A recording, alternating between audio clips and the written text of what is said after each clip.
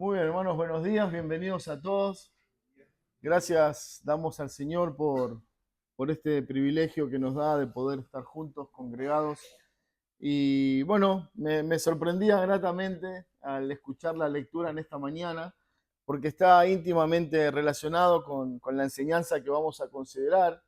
Y vamos a ver un poco la vida de Salomón, y nuestro hermano en la lectura, bueno, nos daba un contexto bien importante de la llegada de Salomón al reino, de la promesa de Dios y de cómo David, de manera fiel a esa promesa, hizo efectiva esa promesa que Dios hizo de que un hijo suyo le sucedería en el trono. Bueno, a pesar de todas las intenciones de la otra parte de querer ocupar el reino y de querer seducir ahí a parte del pueblo para que lo eligiera, no había nada nuevo debajo del sol. Es un poco lo que vivimos cada año o cada vez que hay elecciones en nuestro país o en cualquier otro país. Bueno, los políticos salen a conquistar la tierra de alguna manera, ofreciéndoles, bueno, distintas promesas, regalías. Y es un poco lo que veíamos ahí en la lectura, ¿no? Cómo este hombre comenzó a hacer banquetes y convidar a todos y todos se sentían a gusto. Bueno, la intención era clara, él quería ser elegido, él quería llevarse la mejor parte, pero esto nos lleva a considerar sobre todas las cosas cómo toda la palabra de Dios tiene un hilo conductor bien fuerte, bien marcado, y es que, en primer lugar, Dios cumple sus promesas, y eso debería ser un aliento suficiente para nosotros de saber que Dios es fiel, de la palabra de Dios no falla, lo que Él dice, lo que Él anuncia, siempre lo cumplirá. Así muchas veces puede parecernos que Él se ha olvidado o que Él no va a cumplir lo que ha dicho, pero lo que hemos visto sobre todo en esta historia tan particular, cómo Dios cumple su promesa. Y eso, hermanos, debería ser aliento suficiente para nosotros cada día. Bueno, el título que vamos a considerar en esta mañana es Cristo mejor que Salomón. Bueno, como ustedes saben, eh, estamos considerando a Cristo en el Antiguo Testamento. Ya hemos avanzado domingo tras domingo viendo distintas historias, distintos elementos, distintos tipos en la Biblia que nos apuntan claramente a Cristo. Bueno, lo que los estudiosos dicen es que tanto David como Salomón son las dos piezas en la historia que de manera magistral y muy clara, muy perfecta, representan a Cristo. Mientras leíamos la palabra en esta mañana, pensaba si no sería interesante seguir toda la historia de Salomón e ir destacando bueno, algunas cosas de su vida como un reflejo de Cristo.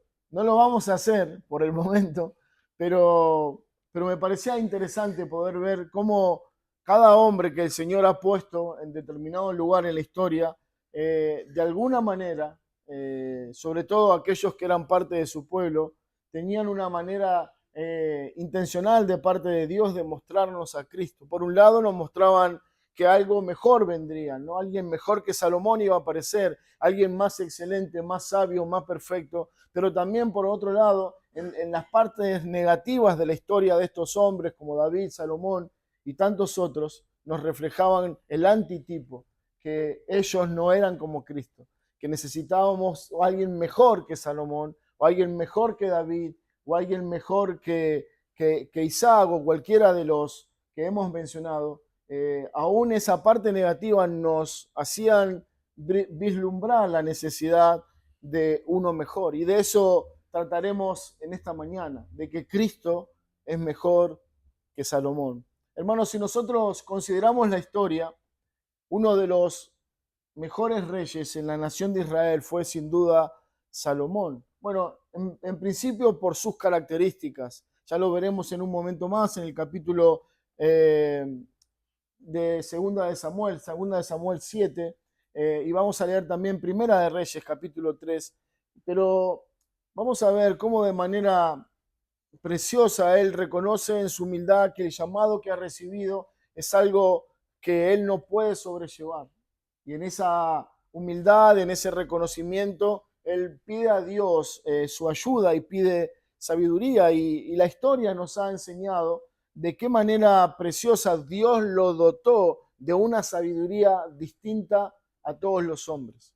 De hecho, él se lo reconoce como el hombre más sabio en toda la tierra después de Cristo. Bueno, eso indudablemente es un reflejo de la gracia de Dios, que Dios da su gracia, de manera excepcional en muchos casos, como es el caso de Salomón, y que esa sabiduría fue tan bendecida por Dios que la nación vivió un tiempo de paz como nunca antes había vivido. Y eso es lo que consideraremos en esta mañana.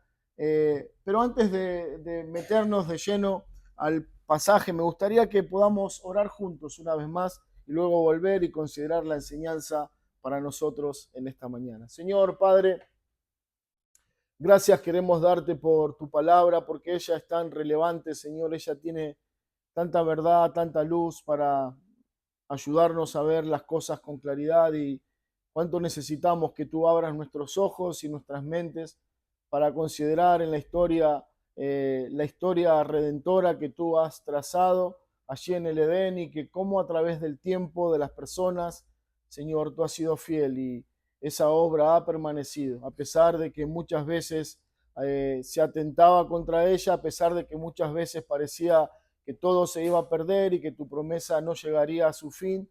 Podemos ver cómo en tu fidelidad, en tu cumplimiento, Señor, hoy podemos tener esperanza en aquel que era hijo de la promesa y que nació y que murió por nosotros para llevarnos a Dios. Padre, queremos rogar tu ayuda en lo particular, Señor, en mis hermanos que tienen que escuchar en esta mañana.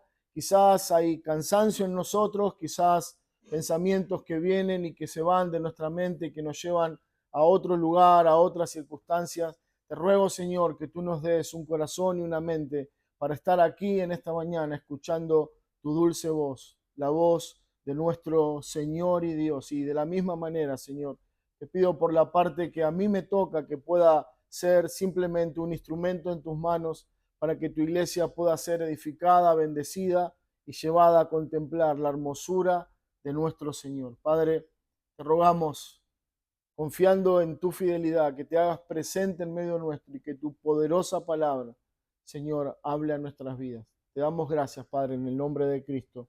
Amén.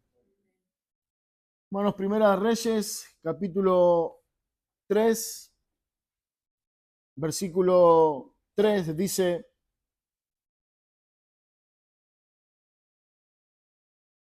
Mas Salomón amó a Jehová, andando en los estatutos de su padre David, solamente sacrificaba y quemaba incienso en los lugares altos. E iba el rey a Gabaón, porque aquel era el lugar alto principal, y sacrificaba allí 1000 holocaustos, sacrificaba a Salomón sobre aquel altar. Y se le apareció Jehová a Salomón en Gabaón una noche en sueños y le dijo: Dios, pide lo que quieras que yo te dé. Salomón dijo: Tú hiciste gran misericordia a tu siervo David, mi padre, porque él anduvo delante de ti en verdad, en justicia y con rectitud de corazón para contigo, y tú le has reservado esta tu gran misericordia, en que le diste hijo que se sentase en su trono, como sucede en este día. Ahora pues, Jehová, Dios mío, tú me has puesto a mí, tu siervo, por rey en lugar de David, mi padre, y yo soy joven, no sé cómo entrar ni salir. Y tu siervo está en medio de tu pueblo, el cual tú escogiste, un pueblo grande que no puede contar ni numerar por su multitud. Da pues a tu siervo corazón entendido para juzgar a tu pueblo y para discernir entre lo bueno y lo malo. Porque ¿quién podrá gobernar a este tu pueblo tan grande? Y agradó delante del Señor que Salomón pidiese esto. Y le dijo Dios: porque has demandado esto, y no pediste, perdón, para mí muchos días, ni pediste para ti riquezas, ni pediste la vida de tus enemigos, sino que demandaste para ti inteligencia para oír juicio. He aquí, lo he hecho conforme a tus palabras. He aquí, te he dado corazón sabio y entendido, para que no, tanto que no ha habido ante ti otro como tú, ni después de ti se levantará otro como tú. Y aún también te he dado las cosas que no pediste, riqueza y gloria, de tal manera que entre los reyes ninguno haya como tú en todos tus días. Y si anduvieres en mis caminos y guardando mis estatutos y mis mandamientos, como anduvo David tu padre, yo alargaré, tus días. Bueno, esta es un poco el relato precioso que vemos de lo que veníamos mencionando, como, bueno, ya conforme a lo que vimos en la lectura de Primera Reyes 1, Salomón tiene que ocupar el lugar de un gran rey, de su propio padre, un rey que Dios había usado y bendecido de manera preciosa para con la nación.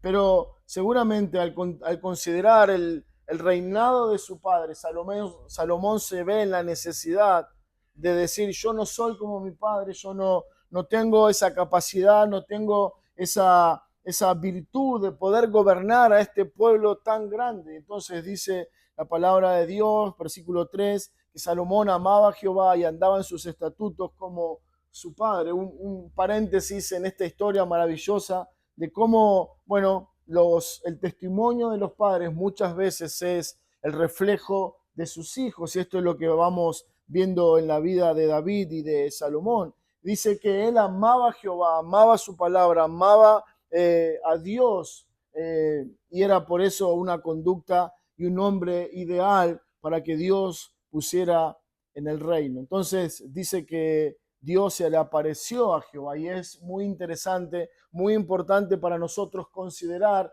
la buena voluntad de Dios para con su siervo. Dios lo había señalado según su promesa que él ocuparía el reino, pero no lo deja libre, no lo deja solo. Dios al que llama también respalda y acompaña, y esto es la señal. Se le aparece en una visión, era la manera en que Dios muchas veces se revelaba en el Antiguo Testamento y le dice, pide lo que quieras y te lo daré. Bueno, es interesante porque si nosotros nos hacemos esa pregunta, bueno, vaya Dios a saber qué pediríamos. ¿Qué pedirías hoy a Dios si Él te dice lo que quieras en este mismo momento lo voy a cumplir? Bueno, Salomón pide sabiduría. No pide, como dice Dios, riqueza, largos años de vida, no pide victoria sobre sus enemigos, dice, Señor, dame sabiduría para guiar a tu pueblo. Bueno, esto es un reflejo de lo que viene diciendo el versículo 3, que Salomón amaba a Dios y en consecuencia amaba a su pueblo, amaba a Dios, quería honrar a Dios, honrando y sirviendo de una manera correcta a la nación de Dios. Y es por eso que él pide esa sabiduría. Bueno, lo primero que vemos ahí es la promesa y es el pedido que Salomón está haciendo a Dios. Bueno, él reconoce su limitación, él reconoce su incapacidad, él reconoce que no es el hombre que puede llevar adelante en su propia inteligencia o en su propia sabiduría lo que Dios le había puesto en sus manos, que era reinar, como bien dice, una gran nación. Bueno, la historia de Salomón comienza con esta oración humilde, con esta oración reconociendo su incapacidad, y dice, da a tu siervo corazón entendido para guiar, para juzgar a tu pueblo. Bueno, lo que vamos a ver, hermanos, rápidamente son algunos reflejos en la vida de Salomón, como venimos viendo, que nos señalan directamente a Cristo. Y nosotros debemos cotejar de qué manera la sabiduría de Salomón nos llevan a considerar la sabiduría de Cristo. Bueno, lo primero que podemos ver en el carácter piadoso de Salomón es como, al igual que Cristo, él amaba a su Padre. Si hay algo que Cristo señaló y dejó bien marcado en su vida, es que él era un hijo que amaba y tenía una comunión íntima como su padre. Dice versículo 3 que Salomón amó a Jehová y andaba en los estatutos de su padre David.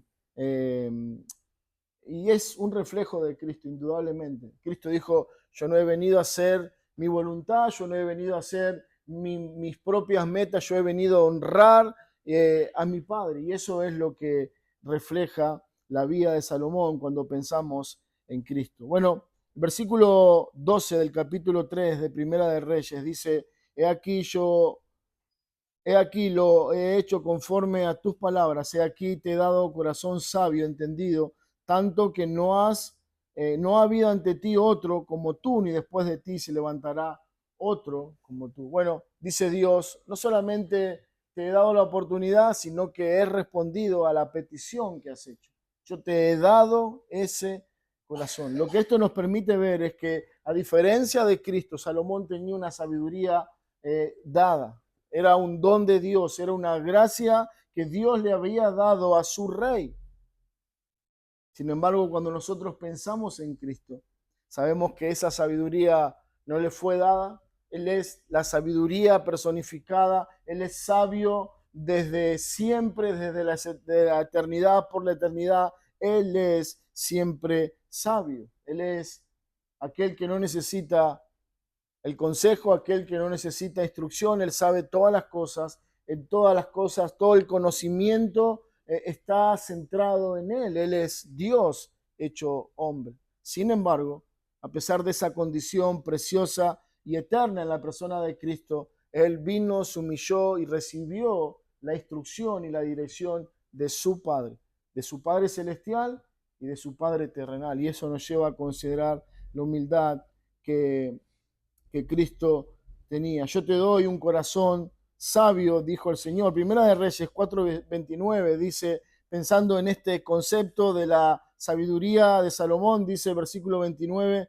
y Dios dio a Salomón sabiduría y prudencia muy grande y anchura de corazón como la arena que está a la orilla del mar. Era mayor la sabiduría de Salomón que la de todos los orientales y de toda la sabiduría de los egipcios. Bueno, el Señor está haciendo un paralelismo. Dice, ¿quieren saber cuánto era la sabiduría de Salomón? Bueno, era el hombre más sabio en la época de su generación. De todos los sabios de Egipto, de los orientales, él era más sabio que todos ellos. Bueno, dijo Dios, yo te di esa sabiduría. Yo te di ese corazón sabio como has pedido. Dice, aún fue más sabio que todos los hombres, más que Tan Esraíta y que Enán, Calcol y Darda, hijo de Maol, y fue conocido entre todas las naciones de alrededor y compuso 3.000 proverbios y sus cantares fueron 1.005. También disertó sobre los árboles del cedro, desde el cedro del Líbano hasta el hisopo que nace en la pared. Asimismo, disertó sobre los animales, sobre las aves, sobre los reptiles y sobre los peces. Y para oír la sabiduría de Salomón venían de todos los pueblos y de todos los reyes de la tierra donde había llegado la fama de su sabiduría.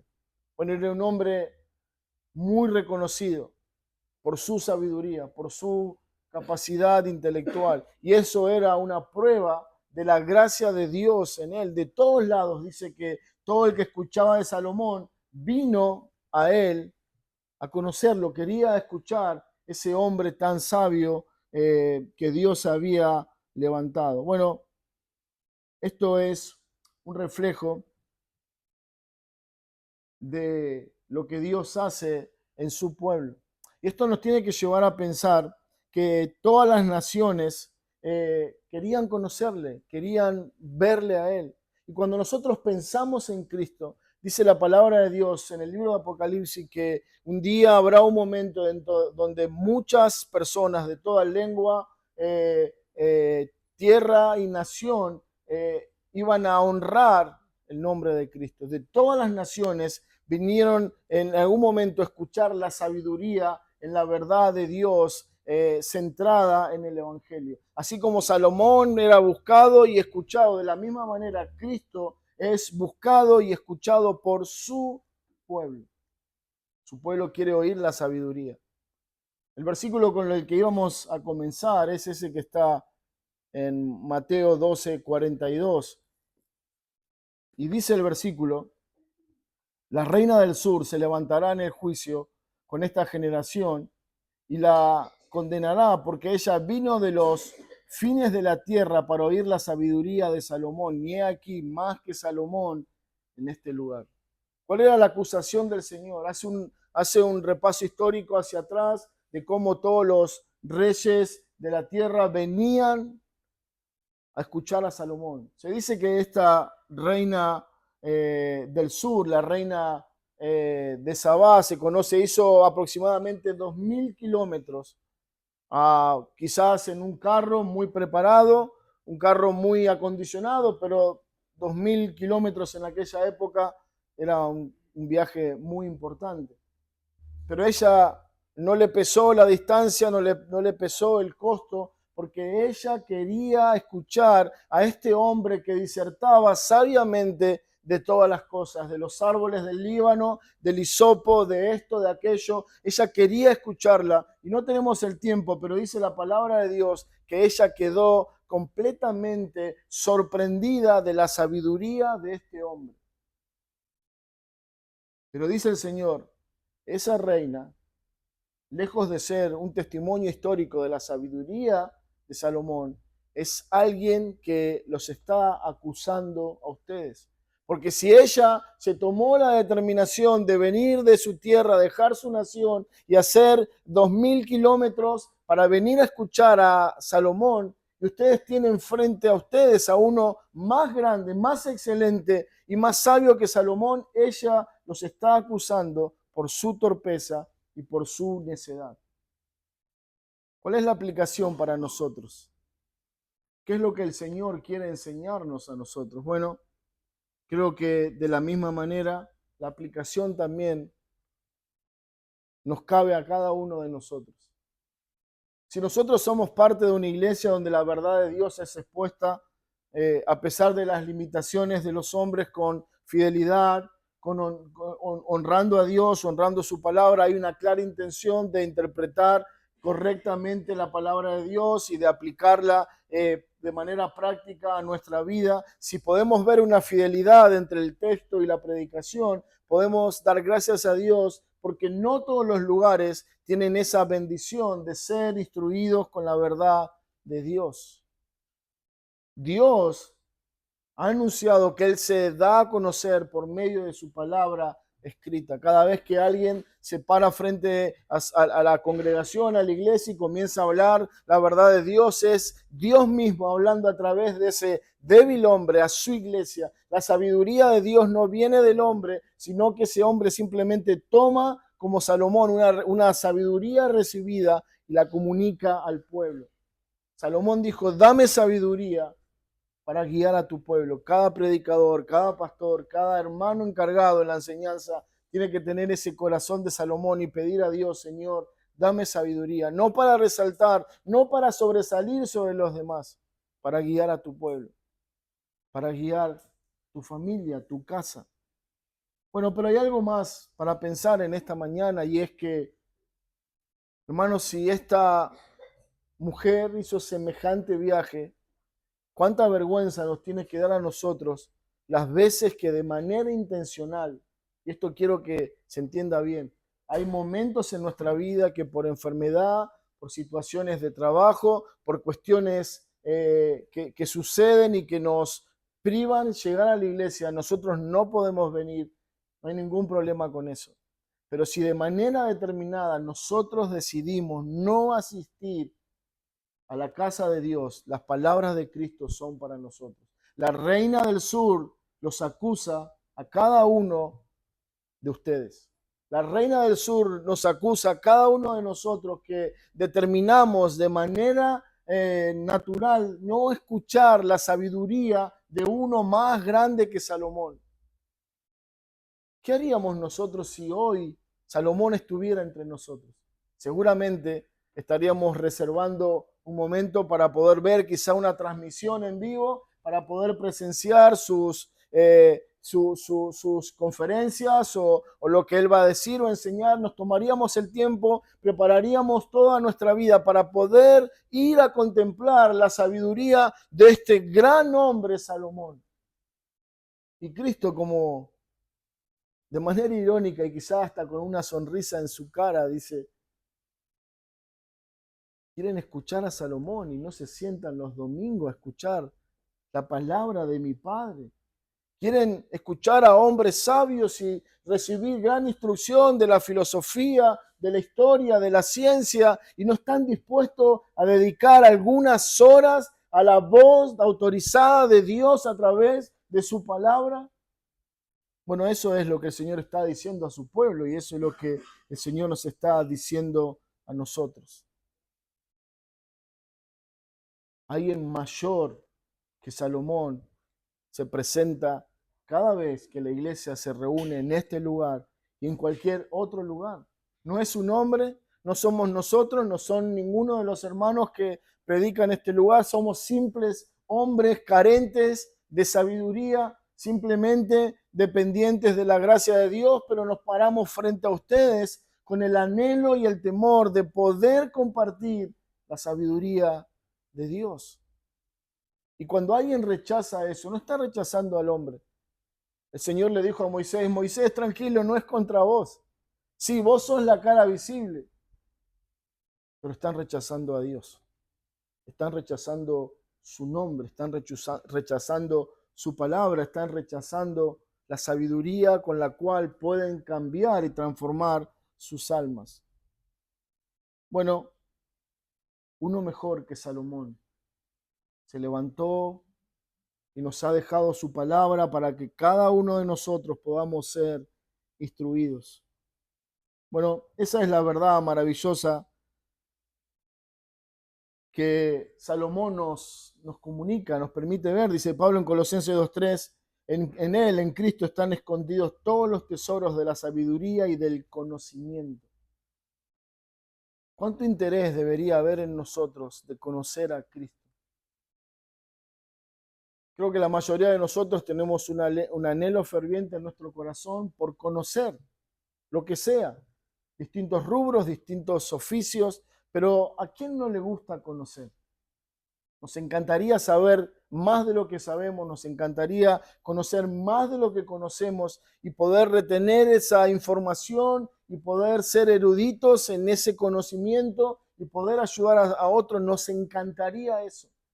Si hay alguien así acá que no piensa así, bueno, es un distinto, porque el sentimiento innato en el corazón del hombre es conocer, es algo algo con lo que Dios nos ha traído a este mundo. Pero, ¿qué tal si ese conocimiento pudiera ser llevado al conocimiento de la verdad, al conocimiento de Dios? Y podemos pensar claramente, el hombre natural no se interesa por las cosas espirituales, pero el Hijo de Dios sí debe anhelar, conocer aquel que es el conocimiento y la sabiduría personificado. En él están los tesoros, las cosas más importantes, el conocimiento más relevante para la humanidad están, dice, escondidos en él. Bueno, esa palabra escondido quizás nos da la idea que nos confunde, decir, bueno, pero si están escondidos es porque no los puedo agarrar, quizás no es para todos, no, quiere decir que como que en él están nucleados, centrados todos los conocimientos o todo el conocimiento relevante para la humanidad que el hombre necesita saber. Salomón habló y disertó sobre muchas cosas, respondió muchas preguntas, más Cristo, dice Pablo, tiene la respuesta a todas las inquietudes de tu corazón. ¿Tienes una pregunta en esta mañana? Una pregunta existencial. ¿Qué será de mi alma? ¿Qué será de mi vida? ¿Qué será de mi futuro? ¿Qué pasará con mi familia? ¿Qué pasará con esto, con aquello? Son preguntas que el hombre tiene constantemente en su cabeza. La respuesta a esa y todas las preguntas en tu alma y en tu corazón están escondidas en Cristo. La reina del sur quiso escuchar a Salomón disertar acerca de un árbol, de un hisopo. ¿Cómo cambiaría eso en nuestra vida? Pero ¿cuánto cambiaría nuestra alma escuchar la verdad del Evangelio de Cristo? El impacto para nuestra esperanza, cómo eso llenaría nuestra mente de seguridad, de paz y de certeza en Dios. De la misma manera, con la misma determinación que esta mujer, reina del sur, buscó a Salomón, nosotros deberíamos buscar a Cristo. Dice Romanos 11:33, oh profundidad de las riquezas, de la sabiduría y de la ciencia de Dios, cuán insondables son tus juicios e inescrutables sus caminos, porque ¿Quién entendió la mente del Señor? ¿O quién fue su consejero? ¿Quién le enseñó a él? Nadie. ¿Quién lo aconsejó? ¿Quién lo instruyó? Nadie. Esa sabiduría es innata a su personalidad, a su carácter divino y santo. Sin embargo, Salomón recibió, él pidió en oración, Dios, dame sabiduría. Sin embargo, Pablo, hablando de Cristo, dice, ¿quién entenderá la mente de este ser santo y sabio como Cristo? Por eso Pablo puede decir, Él es el tesoro de la sabiduría. En Él están escondidos los tesoros de la sabiduría. Bueno, Salomón en pequeñas escalas mostraba cómo de su familia, de su descendencia, nacería uno mucho más sabio que él mismo. Cristo es ese hijo de David más sabio que habitó sobre la tierra. Dice Primera de Reyes 18, bienaventurado. Esta es la respuesta que la reina del sur dio a Salomón luego de escucharlo y dice, bienaventurados tus hombres, dichosos estos tus siervos que están continuamente delante de ti, oyen tu sabiduría. Jehová tu Dios sea bendito, que se agradó de ti para ponerte en el trono de Israel, porque Jehová ha amado para siempre Israel, te ha puesto por rey para que hagas derecho y justicia. Pero dijo ella, bienaventurados tus hombres que te pueden escuchar todo el tiempo.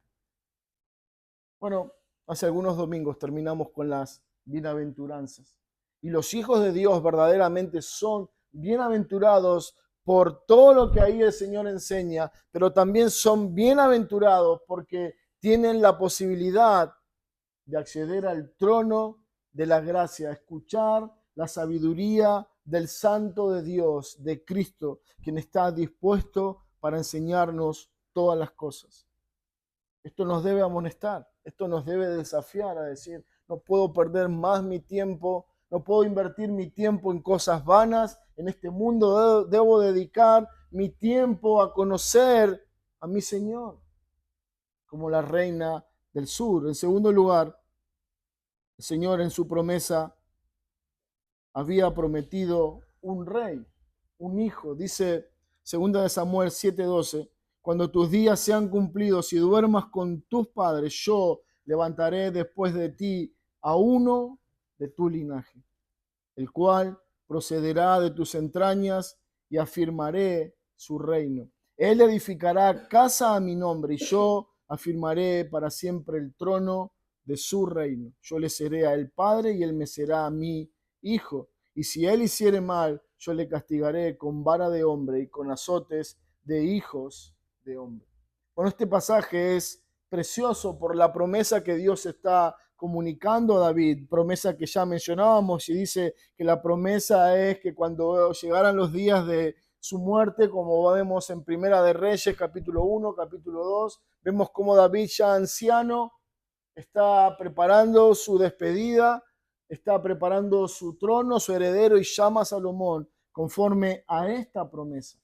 Era la promesa de Dios. Es interesante notar que Salomón es el hijo de Betsabé. Todos sabemos la historia de Betsabé. Pero a pesar de esa historia de, de pecado, de infidelidad, Dios levantó un hombre que era la representación de Cristo, un hombre que señalaba a Cristo. Y esto vemos de qué manera Dios va redimiendo a su pueblo y en esa redención va mostrando su gracia para con todos. Este hombre, Salomón, este que sería alguien del linaje de él, del linaje de David, levantaría uno que ocuparía el reino. Dice, de tus entrañas levantaré uno. Esta palabra nos llevan rápidamente al Edén, porque suenan de la misma manera. De tus entrañas sabrán, levantaré a uno en cual las naciones de toda la tierra serán benditas. Vemos a través del tiempo cómo la promesa en Génesis 3, la promesa a Abraham y la promesa en cada generación tenía la misma característica, una mujer, un niño y una promesa. Y aquí lo vemos. En este caso es David y le dice, de tu linaje, David, levantaré a uno y a él afirmaré en el reino. Y esto es lo que está pasando, es la promesa de Dios hecha a David de que uno de sus hijos, Salomón, ocuparía el trono. Yo levantaré después de ti a uno de tu linaje. Bueno, hay dos cumplimientos en esta promesa. Un cumplimiento inmediato histórico es que Salomón, luego de que David dejara de reinar, ocuparía su reino. Y es lo que estamos viendo en la lectura. Pero en segundo lugar, esa promesa tenía una extensión mayor, algo más perfecto, algo profético y apunta a Cristo.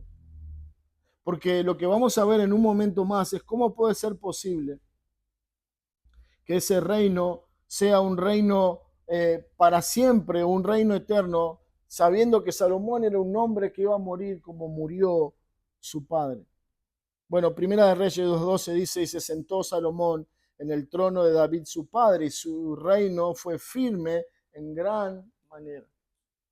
Se sentó Salomón,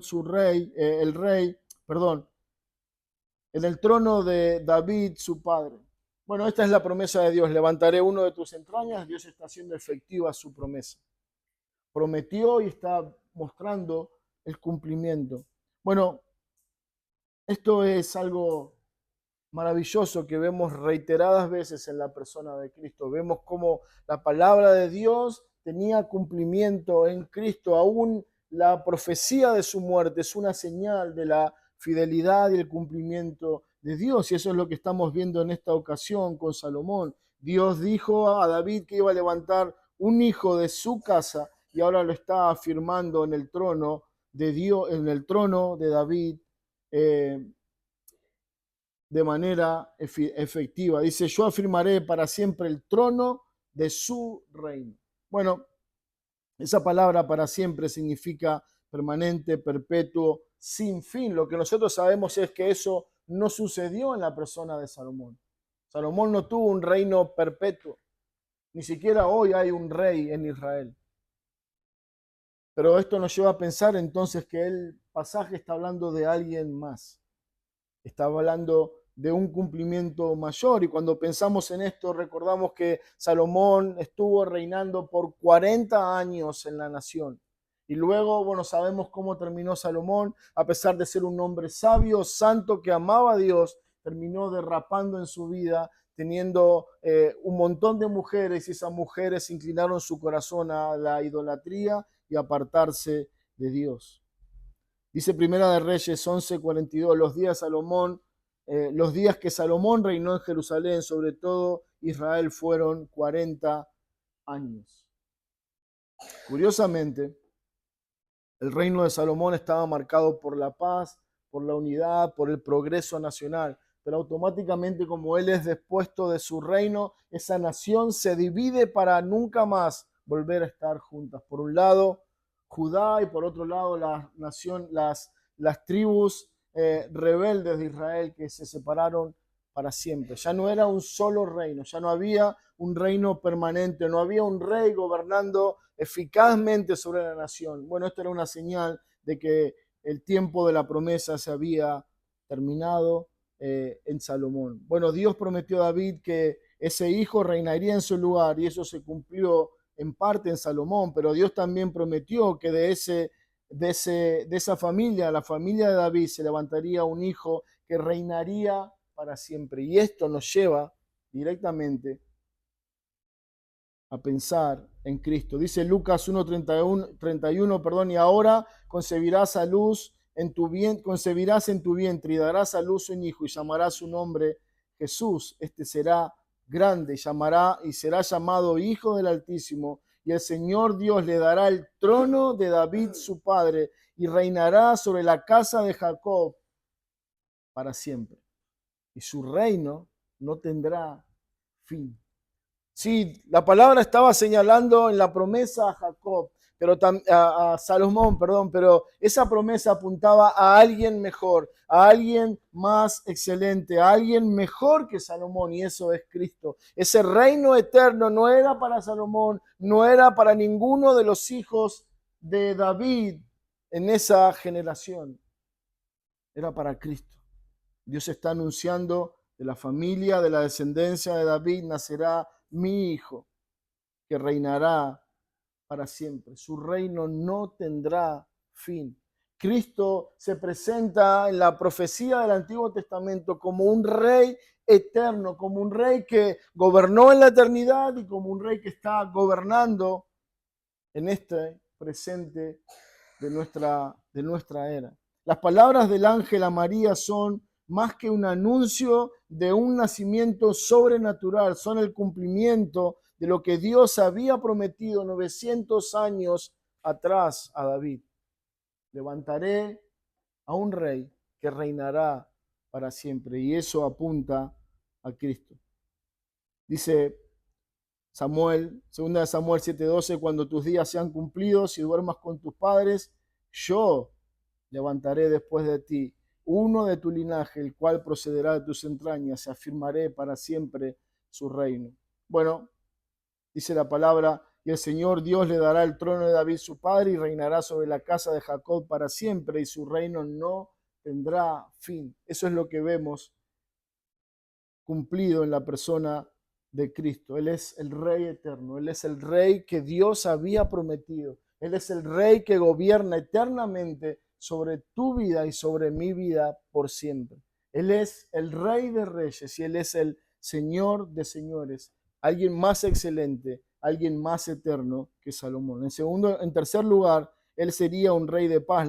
El nombre Salomón significa paz, hombre de paz, significa el que trae la paz o significa también pacífico.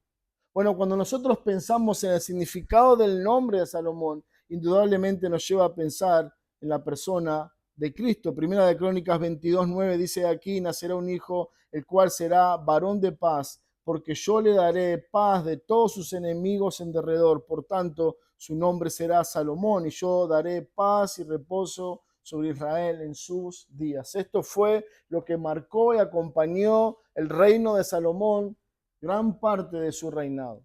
La paz, algo tan carente, algo tan necesario para aquella época. Hay algo que Dios le dice a David cuando él quiere edificar el templo de Dios. Dice, tú no vas a edificarme casa porque tus manos han derramado mucha sangre.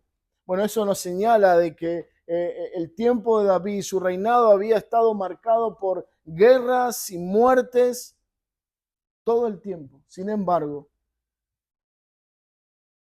Salomón viene a marcar una nueva era, una nueva época de paz. Por eso su nombre significaba, Él trae la paz. Claro, la paz no era propia, no era algo que Él creaba, era algo que Dios llevó adelante a través de Salomón. Dice, te nacerá un hijo, el cual será varón de paz, porque yo le daré paz de todos sus enemigos. ¿Se dan cuenta cómo Dios tiene una participación central en toda esta paz nacional y política? Bueno, es Dios quien está dando a Salomón de librarlos de circunstancias de guerras, de políticas y de conflictos internos, y está llenando la nación de tranquilidad y de paz. Dice Primera de Reyes 4:24, y tuvo paz para con todos sus enemigos alrededor. Bueno, eso fue la vida de Salomón. Hay un versículo muy interesante, está en Miqueas 4:4, dice, y se sentarán cada uno debajo de su vid y debajo de su higuera, y no habrá quien los amedrente, porque la boca de Jehová de los ejércitos lo ha hablado. Esta era una señal que Israel usaba para representar un tiempo de excelente paz, de paz permanente, de una paz nacional, de una paz política. Ellos podían sentarse debajo de la vid, debajo de la higuera, representaban tranquilidad, seguridad, paz nacional.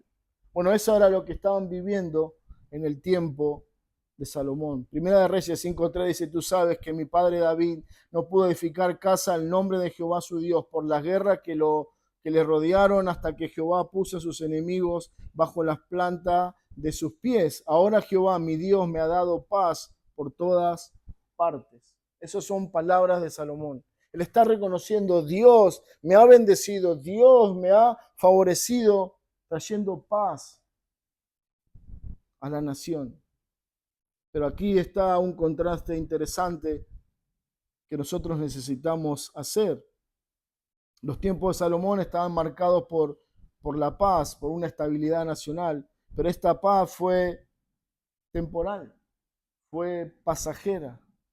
Sin embargo, cuando nosotros pensamos en Cristo, la palabra de Dios nos presenta a Cristo como el príncipe de paz. No alguien que recibió como un medio para traer paz a la nación, sino como esa paz personificada. Dice Isaías 9:6, porque un niño nos es nacido, hijo nos es dado, el principado sobre su hombro, y se llamará su nombre admirable, consejero, Dios fuerte, Padre eterno, príncipe de paz. Salomón fue un medio, un instrumento para traer paz a la nación. Sin embargo, Cristo es tu paz. Él trae paz a una nación, Él trae paz a tu alma, Él trae paz a cualquiera aquel que por medio de la fe pone su confianza en Él. Cuando Isaías habla de su nombre, dice, su nombre será admirable. Antiguamente el nombre representaba no solamente un gusto familiar de cómo querían llamar, sino que señalaba una característica de la persona. Y pensando en esto, dice, Cristo será consejero, un Dios fuerte, un Padre eterno, un príncipe de paz. Él sería, al igual que Salomón, el portador de paz, el que trae la paz, el que ejecuta la paz en su pueblo. Esto es un reflejo de Cristo en nosotros. Dice la palabra de Dios que Cristo es el príncipe de paz. La Biblia nos lleva a considerar esta verdad también en Efesios capítulo 2, versículo 14, dice Pablo, porque Él es nuestra paz que de ambos pueblos hizo uno. Él no es el autor, Él no es el que trae paz de manera política, económica o nacional. Dice, Él es la paz. Si estoy en Cristo, estoy en paz con Dios. Por medio de la fe en Él somos justificados con Dios. Y en esa justificación, por medio de Cristo, tenemos paz para con Dios. Dice Pablo, Él es nuestra paz. La carencia de paz en nuestra vida es quizás que hemos quitado los ojos de Cristo, de su palabra, de su sabiduría, de la comunión con Él. No tenemos relación con Cristo, entonces carecemos de paz, porque Él es nuestra paz. Aboliendo en la carne, en su carne, las enemistades, la ley de los mandamientos expresados en ordenanzas, para crear en sí mismo de los dos un solo y nuevo hombre, haciendo la paz. Cristo vino para acercarnos a Dios, vino para quitar las enemistades, las ofensas que el hombre pecador había cometido contra un Dios santo. Pero Él es nuestra paz. Es por medio de Él que ahora podemos acercarnos a Dios. Salomón trajo paz a una nación temporalmente. Sin embargo, Cristo dice en su palabra, mi paz os dejo, mi paz os doy. Y yo no la doy como el mundo la da, temporalmente, pasajeramente. La paz de Cristo es una paz que permanece para siempre. A diferencia de Salomón, Salomón tenía la mejor intención, pero él estaba apuntando a alguien mejor, a Cristo, el príncipe de paz que vendría a hacer la paz para que su pueblo pudiera relacionarse con Dios y para que ese pueblo pudiera vivir en esa paz permanente que solos viven y experimentan los hijos de Dios. Muchas veces buscamos paz en nuestra vida, buscamos paz a través de momentos, circunstancias, pero la paz verdadera solamente se encuentra en Cristo. Hay tiempos de dificultad en nuestra vida, hay tiempos de tempestad en nuestra alma. Corre a Cristo. Corre a Cristo. No importa cuántas veces, hayas ido a Él, no importa cuántas veces hayas pedido a Dios que resuelva tu problema. Corre a Cristo, Él es el príncipe de paz. Solo en Él puedes encontrar paz verdadera. Bueno, lo cuarto que vemos en esta mañana pensando en Salomón es que él iba a edificar una casa para Dios. Dice versículo 13 de 2 Samuel 7, él edificará casa a mi nombre y yo afirmaré para siempre el trono de su reino. El pasaje es intencional en destacarnos que él, este rey, se sentaría en el trono. Este rey sería quien Dios dotaría con sabiduría. Este rey sería también no solamente un buen gobernante, sino sería aquel que edificaría casa a su nombre. Bueno, esto es interesante porque esta era parte de la promesa del pacto de Dios con David. Salomón no solamente se sentaría en el trono, sino que tendría la bendición de edificar una casa donde Dios se manifestaría entre el pueblo. Primera de Reyes 6:1 dice: el cuarto año del principio del reinado de Salomón sobre Israel, en el mes de Sif, que es el mes segundo, comenzó él a edificar la casa de Jehová. Versículo 11 dice: y vino palabra de Jehová a Salomón diciendo: con relación a esta casa que edificas, si anduvieres en mis estatutos, e hicieres mis decretos, y guardares todos mis mandamientos, andando en ellos, yo cumpliré contigo mi palabra que hablé a David tu padre, y habitaré en ella, en medio de los hijos de Israel, y no dejaré a mi pueblo Israel. Así pues, Salomón labró la casa y la terminó. ¿Cuál era la promesa de Dios? Al margen de la promesa central de que él sería el rey y quien edificaría la casa, dice: si ustedes andan en mis mandamientos, yo habitaré entre ustedes. Esta era la bendición que ningún otro pueblo podía tener. Esta era la bendición que Israel disfrutaba y se deleitaba diariamente. Dios habitaba en medio de ellos. No había otra nación con esta particularidad, no había otro pueblo con un lugar donde Dios habitaba, donde Dios se manifestaba, donde Dios mostraba su presencia en ellos. Solamente esto fue una promesa a Israel, su pueblo, que de manera efectiva Salomón fue usado para llevarla adelante, para edificar casa, para que Dios se manifestara en medio de ellos. Salomón edificó el templo en Jerusalén y fue este templo el lugar por muchos años, el centro de sacrificios, de ver la presencia de Dios, el centro de culto por muchos años. Pero esta casa un día dejó de ser. Conforme a la que escuchábamos hace un momento, la promesa de Dios dijo: si ustedes andan en mis mandamientos, yo habitaré en medio de ustedes. Pero en cuanto ustedes se aparten de la verdad de Dios, yo no estaré más entre ustedes. Y así fue. No solamente la presencia de Dios se fue, sino que la casa donde Dios habitaba fue destruida. No tenemos el tiempo para ver la profecía de esto, pero la profecía decía que llegaría un tiempo que a causa de la rebeldía de la nación no quedaría piedra sobre piedra del templo construido.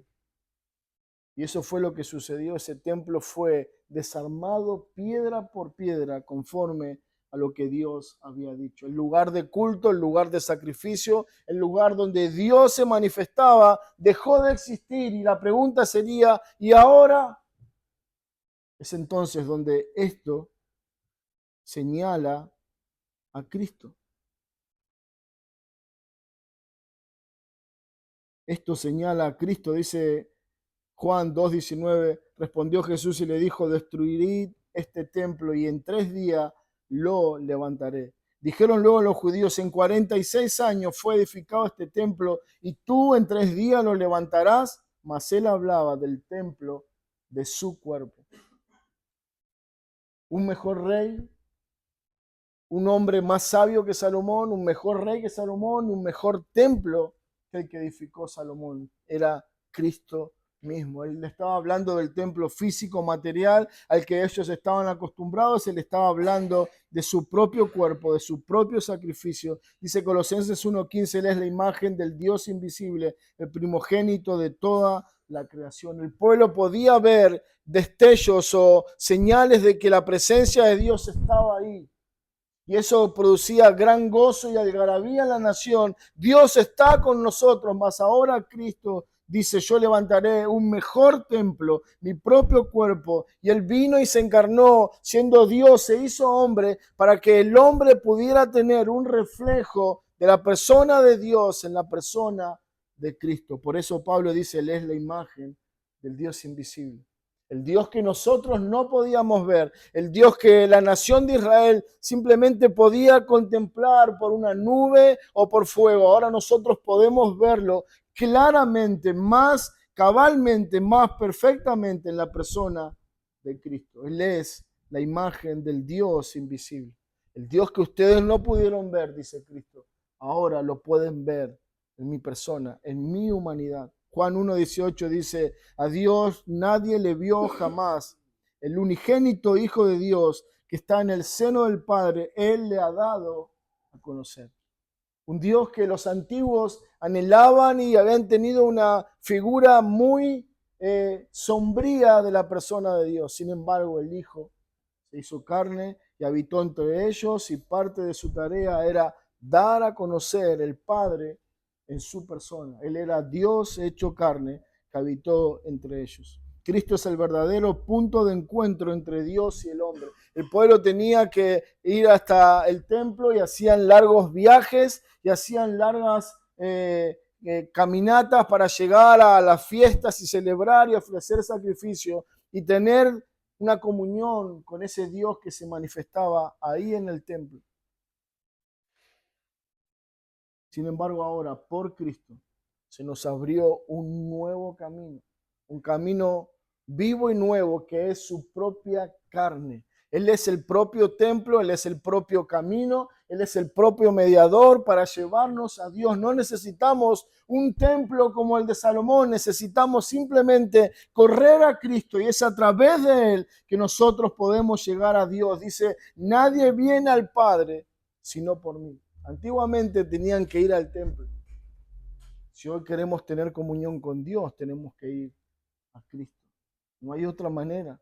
No son tus obras, no son los sacrificios, no son tus tareas de beneficencia, no es nada de eso. Simplemente corre a Cristo y tendrás al Padre. Juan 14:9 dice, el que me ha visto a mí, ha visto al Padre. El pueblo de Israel se gozaba de que Dios se presentara en medio de ellos. Dice Salomón en Primera de Reyes 8:27, pero es verdad que Dios mora sobre la tierra y aquí que los cielos de los cielos no te pueden contener, cuánto menos esta casa que yo he edificado.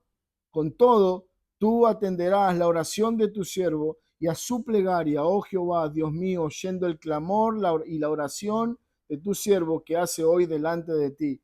Que estén tus ojos abiertos de noche y de día sobre esta casa, sobre este lugar del cual has dicho, mi nombre estará allí, y que oiga la oración de tu siervo, que haga, la oración que tu siervo haga en este lugar. Dice Salomón, ¿puede acaso Dios habitar en esta tierra? Ese Dios incontenible, ese Dios inmenso, puede habitar en una simple casa construida con rocas por manos humanas. Es imposible. Pero él sabía que se estaba refiriendo a la presencia de Dios. Por eso él dice, bueno, Dios, vos vas a estar atento a la oración de tu pueblo y cuando nosotros oremos, tú responderás.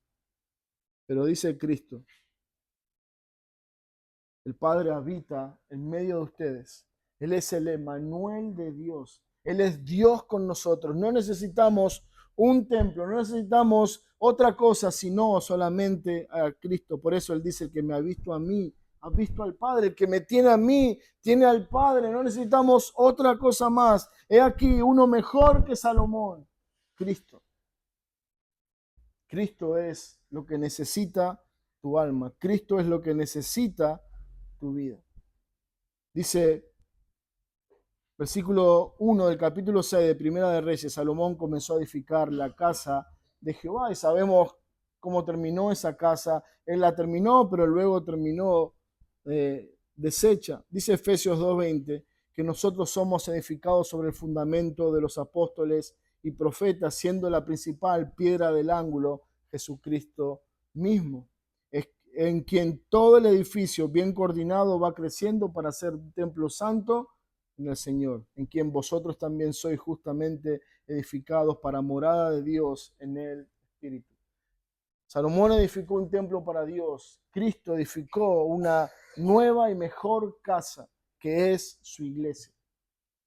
Salomón edificó el templo con oro y piedras preciosas y maderas muy hermosas, pero Cristo edifica su casa a través de cada persona que Él va trayendo a la vida por medio de la fe en su sacrificio.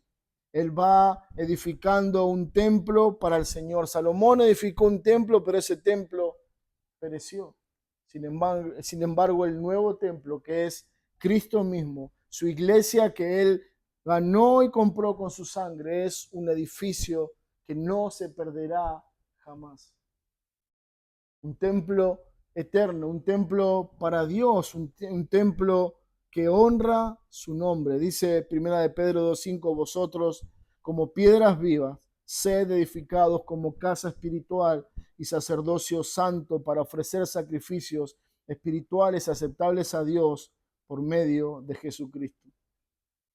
Dice Hebreos 3:6, como hijos sobre la casa, la cual somos nosotros. Salomón edificó un templo, pero oh hermanos, he aquí una mejor obra, un mejor arquitecto, una mejor construcción que perdurará eternamente, y esa es la iglesia de Cristo. Por eso el Señor puede levantarse y decir, las puertas del Hades no prevalecerán contra la iglesia de Cristo, porque esa iglesia es una construcción que Él está edificando y esa edificación es eterna. He aquí uno mejor que Salomón.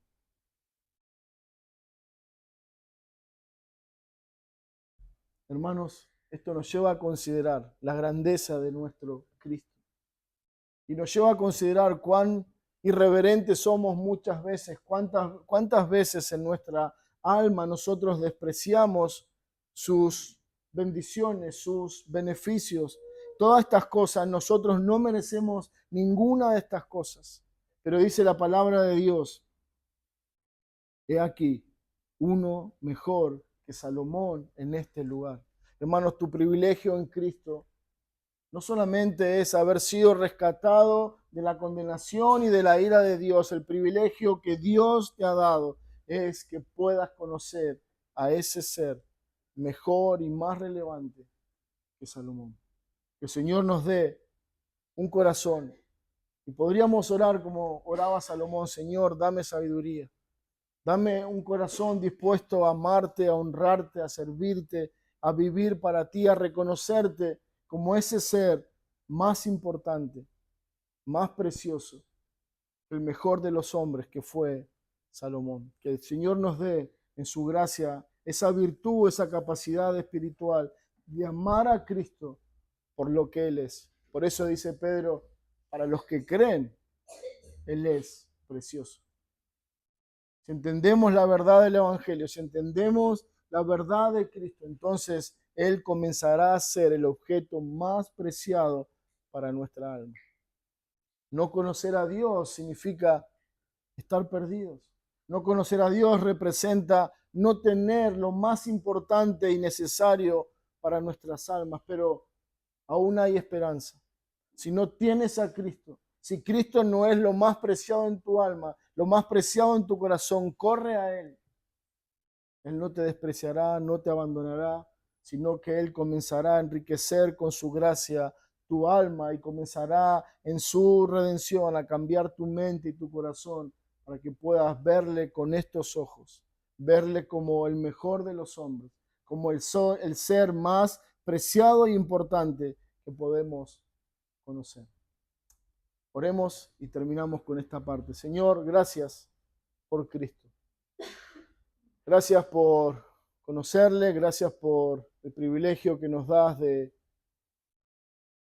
Señor, acercarnos a Él, de poder contemplar en las Escrituras y poder amarle, no como Él debe ser amado, pero amarle de alguna manera, Señor, que tus hijos te aman. Te pido, Señor, que bendigas a tu iglesia y nos des corazones que amen tu palabra, que te amen a ti y que amen a Cristo por sobre todas las cosas. Señor, danos